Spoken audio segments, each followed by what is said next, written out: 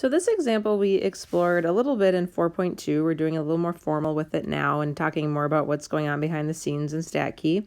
So the information was that in 1980 and again in 2010, there was a poll of 1,000 people and they asked them, are you in favor of the death penalty if someone's been convicted of murder? The proportion for the 1980 data was 0.66, and then in 2010 it was 0.64. And we wanted to know if the proportion was higher in 1980 than in 2010. So what we're looking at first is that we have two groups of categorical data, one from 1980, one from 2010, asked yes, no. So we're comparing two proportions. Our null hypothesis then is that the proportions are equal or that the difference is 0. So if you like, you can also write this as P1 equal P2. And then we want to know if 1980 had a higher value than 2010. So with P1 representing the 1980 data, we want to do P1 greater than P2 or the difference being positive.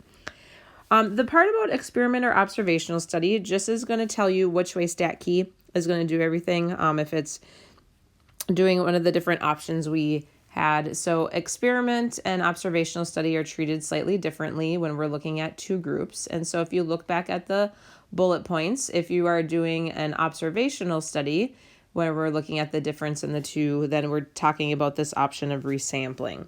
So this is an observational study because we're just asking, do you or do you not favor the death penalty? We're not doing any sort of experiment. So this is going to be the resampling option from those bullets earlier in the section.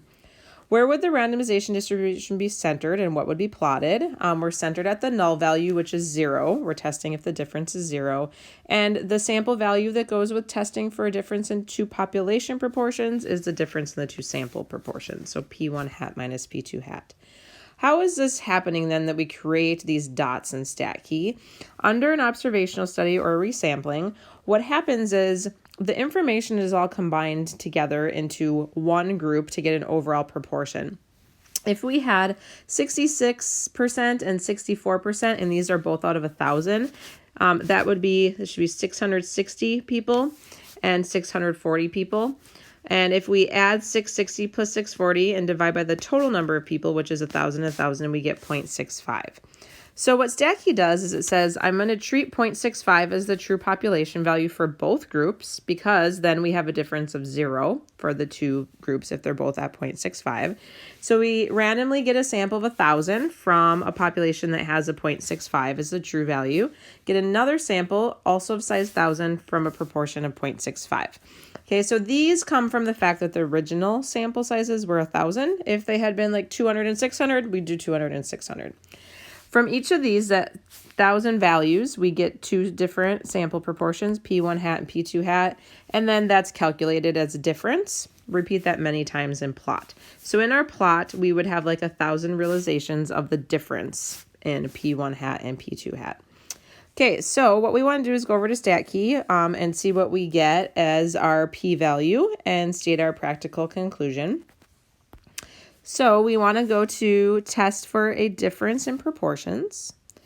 We're going to change this to resampling because we said under an observational study we want to do resampling, and then we'll edit our data. So we had 660 out of 1,000 and 640 out of 1,000. That should produce our difference in of 0.02.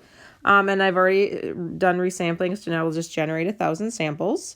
And what we want to look at then is where are we in terms of our sample value and where does that fall on this graph? So our sample value was 0.02 and we were doing a right-tailed test. So we do right-tailed test and we put in 0.02. And we get then a p-value of this time 0.204. You can see in the notes that I had here, I said it was around 0.17. It bounces around every time you simulate. Okay, so either way, we're going to get a large p-value somewhere around 0.17, 0.18, 0.19. We saw something close to 0.2. In that case, with a large p-value, or because our sample value was pretty much in the middle of the graph there, we are likely to see that sample value if the null is true. So we will not reject the null. We'll fail to reject the null, which means we do not have evidence of the alternative. So we would say we do not have significant evidence that the proportion of U.S. citizens who favor the death penalty was higher in 1980 than in 2010.